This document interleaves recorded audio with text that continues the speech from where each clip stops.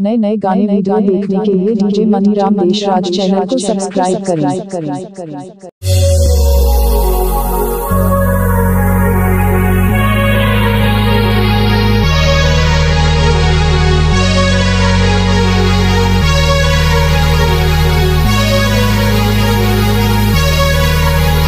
DJ Maniram बने लागे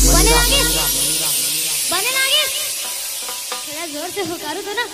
बने लागे तो जम्मो झल जा अपन दोनों हाथ ला उठा के साथ में ईश्वर गौरा गौरी के जयकारा लगाई। बोल ईश्वर गौरा गौरी की, बोल ईश्वर गौरा गौरी की, बोल ईश्वर गौरा गौरी की। DJ V Sphere